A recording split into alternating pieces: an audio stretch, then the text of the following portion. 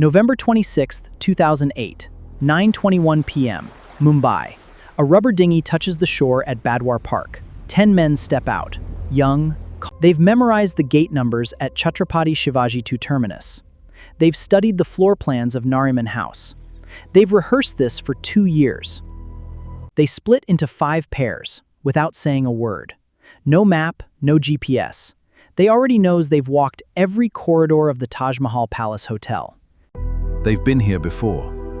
Not physically, but in their minds, they've walked Chhatrapati Shivaji terminus. They've studied the floor plans of Nariman House. They've rehearsed this for 2 years. What happened next lasted 60 hours.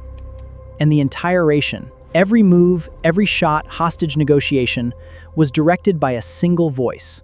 A voice on the other end of a phone. A voice no one saw. A voice that was man who ran 2611 from a room in Karachi. This is the story of the technology, the system, and the man who ran 2611 from a room in Karachi. To understand what happened on November 26th, you need to understand something that most people never ask. How do you control 10 men across a city of 20 million in real time from 1,000 kilometers away? The answer is not just ideology. It's not just training. It's engineering. In the months before the attack, a man named Sajid Mir built what was essentially a battlefield communication system, simple by military standards, devastating in civilian hands. The technology had 3 layers. Layer 1, VoIP, Voice over Internet Protocol. The same technology powering international phone calls difficult to trace in real time. The handlers in Karachi used VoIP numbers routed through servers in the United States, Austria, and Italy. By the time Indian intercepts tried to trace the signal, it had already bounced. Layer 2, satellite phones. Each attacker carried a backup satellite phone. If VoIP dropped, the line stayed open. These weren't consumer devices. They were sourced through a supply chain that took Indian investigators years to unravel. Layer 3, human intelligence preloaded into memory. The attackers didn't need maps. They had something better. A scout had spent the previous 2 years walking the streets of Mumbai as a tourist. He visited the Taj Hotel 5 times. He photographed the Oberoi. He paced the distance from Leopold Cafe to Nariman House. He sent it all back to Karachi, translated into briefings, memorized by 10 men in a training camp near Lahore. By November 26th, the attackers knew Mumbai better than most Mumbaikars. But that was only the beginning. His name, the one he used during the operation, was Brother Wasi. Indian intelligence would later identify him as Zakir Rahman Lakhvi. But during those 60 hours, he wasn't a commander in the traditional sense. He was a director, sitting in front of a laptop and a bank of phones in Karachi. He wasn't guessing, he was watching television.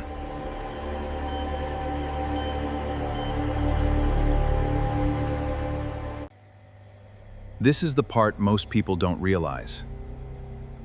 The handlers in Karachi had access to live Indian news coverage. CNN, IBN, NDTV, Times Now. Every channel was broadcasting from outside the Taj, outside the Oberoi, outside CST. They were showing troop movements, ambulance positions. The attackers inside the buildings didn't need surveillance. India's free press was doing it for them. When NSG commandos were photographed entering the Nariman house from the north side, the handler knew within seconds. He called the gunmen inside, told them exactly which direction the assault was coming from. The phone records are precise, clinical, chilling. At 11:24 p.m., a handler calls the gunman. "Don't stop, keep moving, go toward the hospital." At 2:10 a.m., a handler speaks to the team at the Taj. "Stay on the upper floors. Do not go to the lobby." At 9:44 a.m. on November learns that a senior police officer has been killed. His response, recorded on intercept. "Praise be. How many more are there?" This was not war in the traditional sense. This was remote control warfare.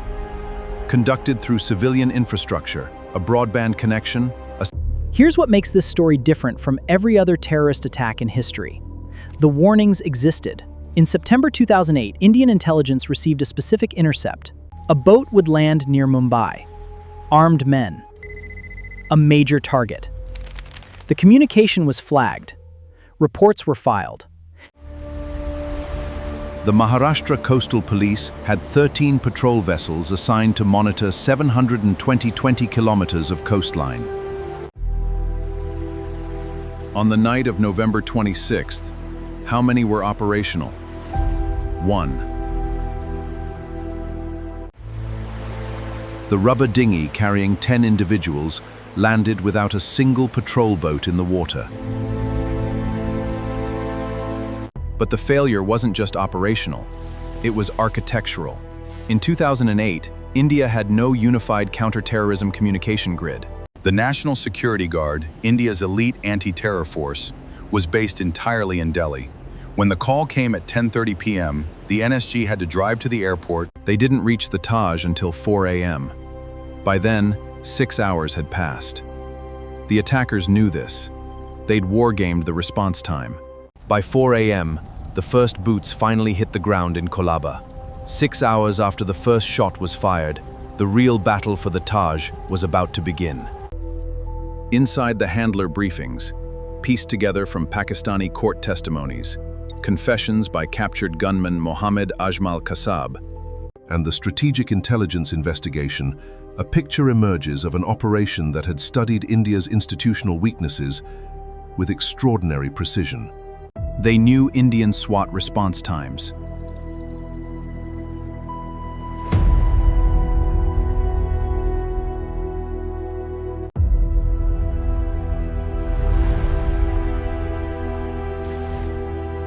They knew the NSG wasn't forward deployed. They knew the coastal radar grid had gaps.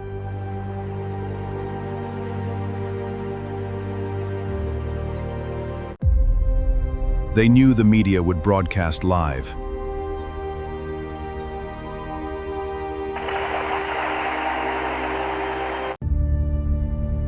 The subject was 21 years old. He came from Faridkot, a small village in Pakistan's Punjab. His family was poor. His father sold food from a cart. The young man had dropped out of school before completing the 8th standard. He was recruited in Rawalpindi in 2007, not with promises of paradise, with the promise of money for his family, and a purpose he'd never been given before.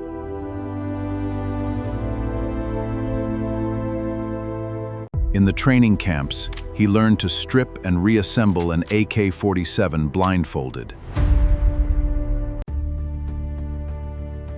He learned marine navigation, learned English phrases for negotiating with hostages.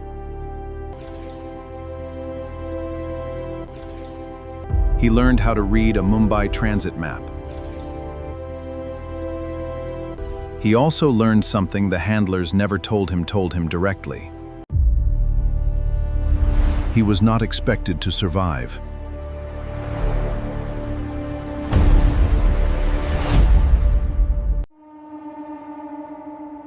On the night of November 26th, Kasab and his partner Abu Ismail entered Chhatrapati Shivaji Terminus at 9:58 p.m.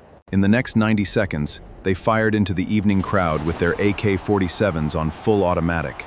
58 people died at CST that night. Then they walked out into the street and made the call. The call lasted 4 minutes. The handler gave them a new target, Kama Hospital.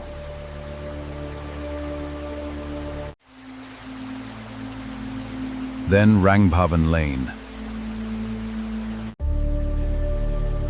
They were being navigated in real time.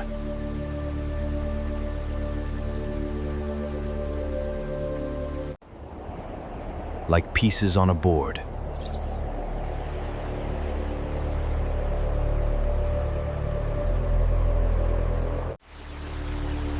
At 12:30 a.m., their path was intercepted.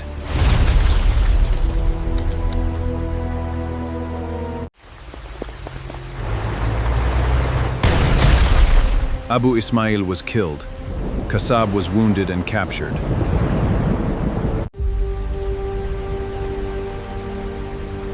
He was the only attacker taken alive. What Kassab told investigators over the next weeks forms the spine of everything we know about how 2611 was run. The training, the briefings, the handlers' voices, the satellite phones, the VoIP numbers, the television screens in Karachi. The phone records from his satellite device confirmed the intercept data. The calls were real. The handlers were real. The infrastructure was real. It wasn't a conspiracy theory. It was a documented command and control system that had run an act of war through civilian technology. And the man at the center of it, Brother Wasi.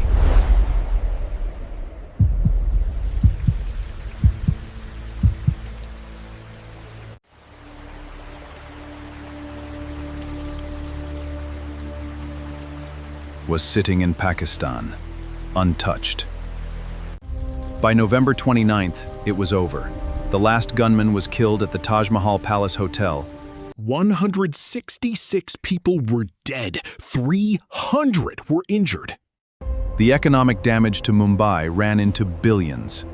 India demanded Pakistan act. Pakistan denied involvement at the state level. But the technology record didn't lie. The VoIP calls were traced to servers in New Jersey.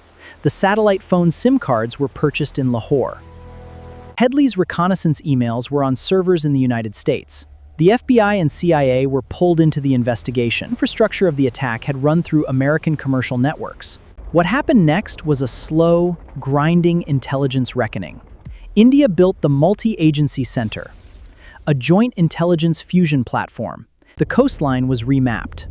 Radar systems were upgraded. The NSG was given forward-deployed hubs in Mumbai, Hyderabad, Kolkata, and Chennai. India's communications intercept capability was expanded.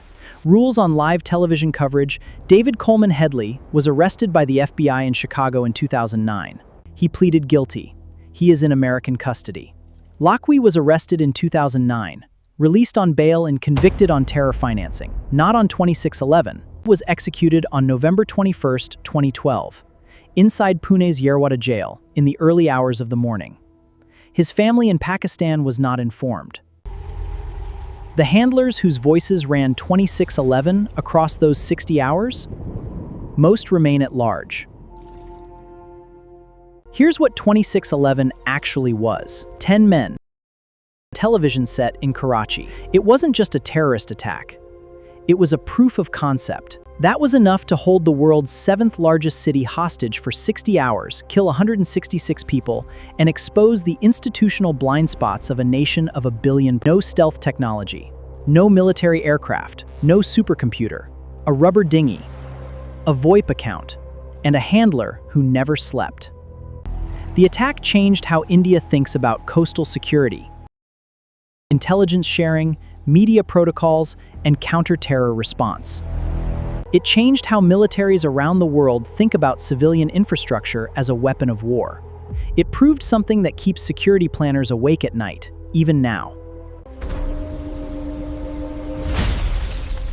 The most dangerous weapons in the world are not missiles. They're phones.